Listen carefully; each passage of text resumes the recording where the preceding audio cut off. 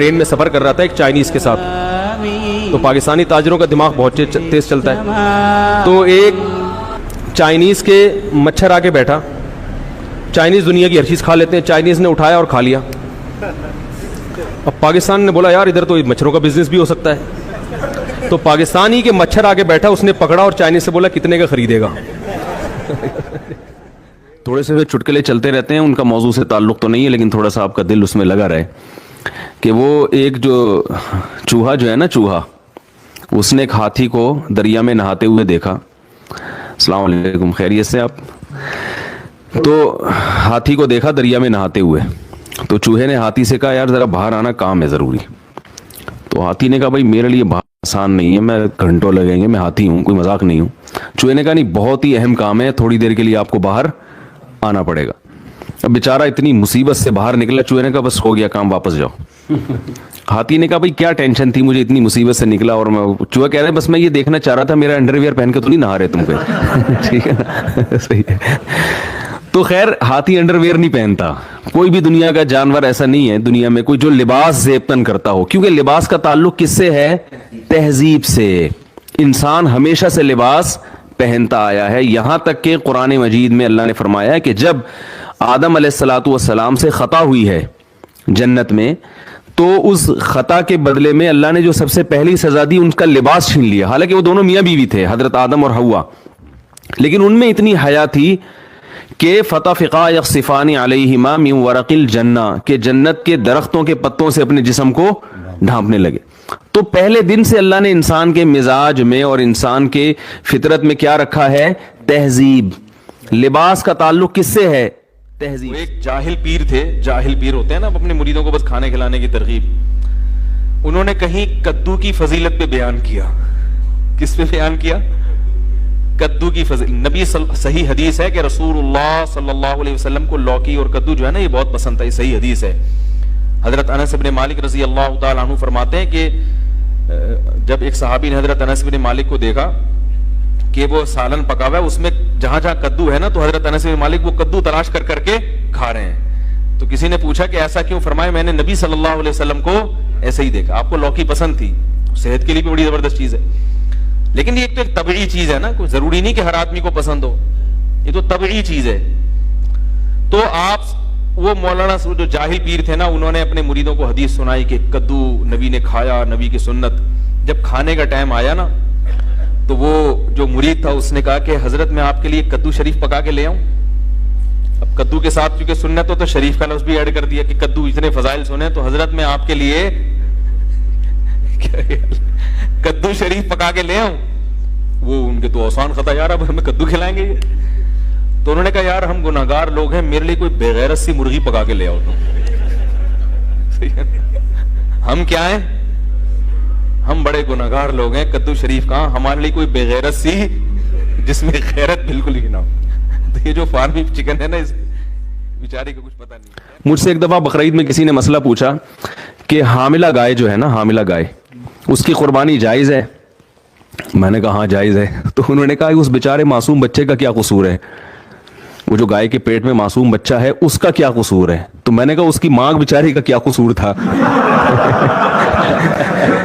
جس کو ہم کاٹ رہے ہیں, اس سے کوئی اس کو کسی جرم کی سزا دی جا رہی ہے. تو جانور بیچارے کا کوئی قصور تھوڑی ہوتا ہے کہ جو ہم اس کو کاٹ کے کھاتے ہیں. وہ اللہ نے بنایا کس کے لیے؟ ہمارے لیے. چٹکلا سناتا ہوں نا, کئی بار آپ سن چکے ہیں. وہ ایک بچے نے, ایک مس تھی, انہوں نے وہ بچے بیٹھے ہوئے تھے, اسٹوڈنٹس بیٹھے ہوئے تھے, ان سے معاہدے لیے کہ دیکھو بیٹا پکا وعدہ کرو, پکا وعدہ کرو کہ پان گٹکا نہیں کھاؤ گے. انہوں نے کہا میس پکا وعدہ پان گٹکا نہیں کھائیں گے.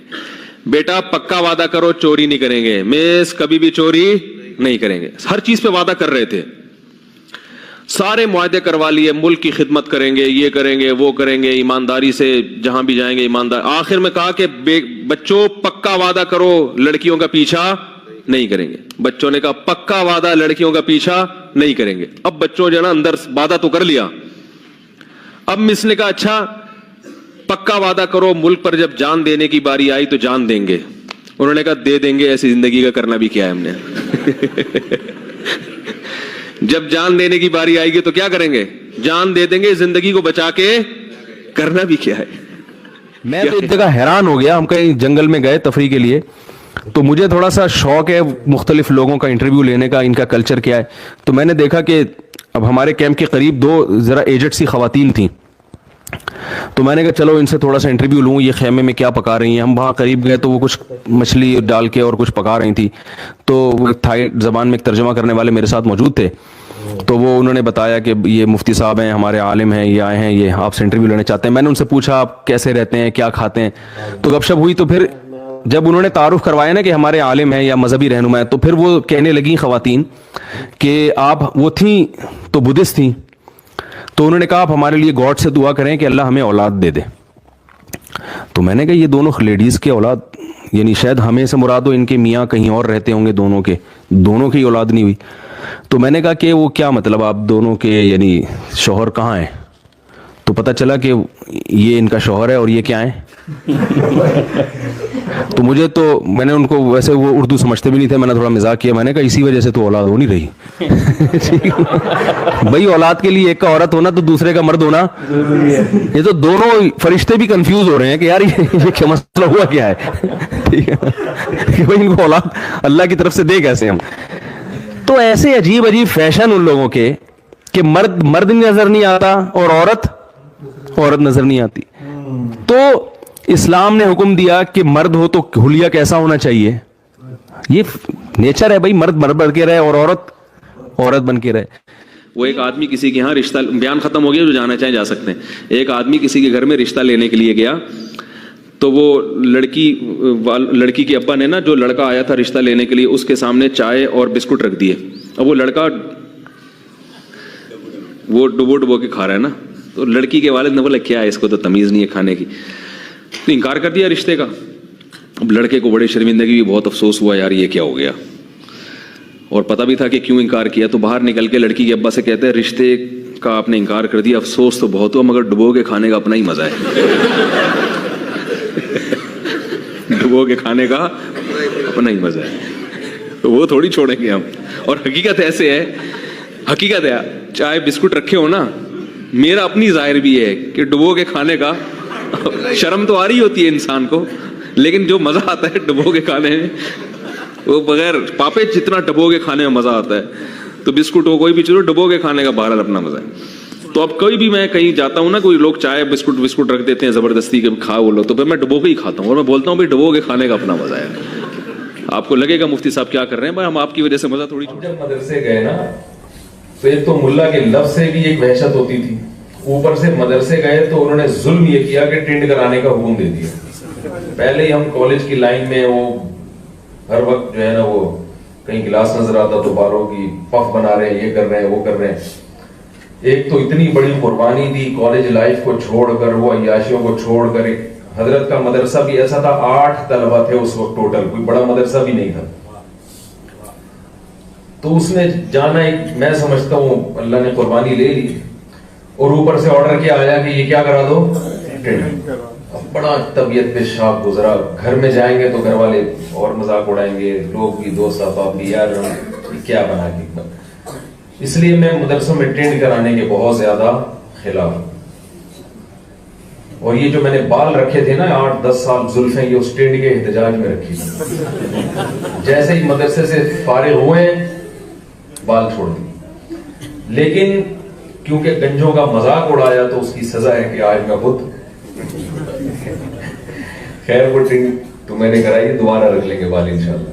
تو ان دنوں میں جب ہم روزانہ, یعنی ہر تھوڑے دن کے بعد آرڈر آتا تھا کہ ٹینڈ کرا لو, تو ایک دن میں افسردہ بیٹھا ہوا تھا, تو ایک طالب علم تھا, اس نے مجھے ایک شعر سنایا تو بڑی تسلی ہوئی. شعر اصل میں تو یوں ہے, رضینا قسمت الجباری فینا, حضرت علی کا شعر ہے رضی اللہ عنہ. لنا علم وللجہال معلوم, ہم اللہ کی تقسیم پہ راضی ہیں. قسمت الجبار, جبار یعنی اللہ نے جو تقسیم کی نا, ہم اس پہ راضی ہیں. لنا علم, کہ اللہ نے ہمیں علم دیا. وللجہال مال, اور جو پڑھے لکھے نہیں ہیں ان کو اللہ نے دولت دے دی, یعنی ان کو دولت دے دی اور ہمیں کیا دے دیا, علم. آگے اس کی وجہ کہ ہم کیوں اللہ کی اس تقسیم پہ راضی ہیں؟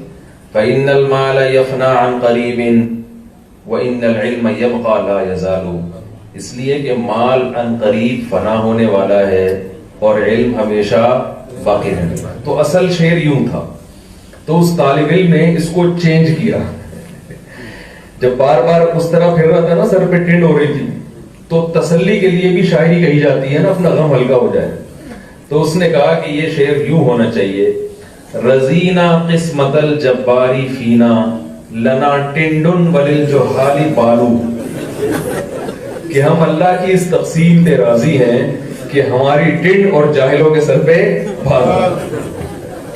آگے دلیل، فَإِنَّ الْبَالَ يَفْنَى عَنْ قَرِيبٍ وَإِنَّ الْٹِنْڈَ يَبْقَى لَا يَزَالُ، اس لیے کہ بال عن قریب ختم ہو جائیں گے اور ٹنڈ ہمیشہ بڑھ گئے،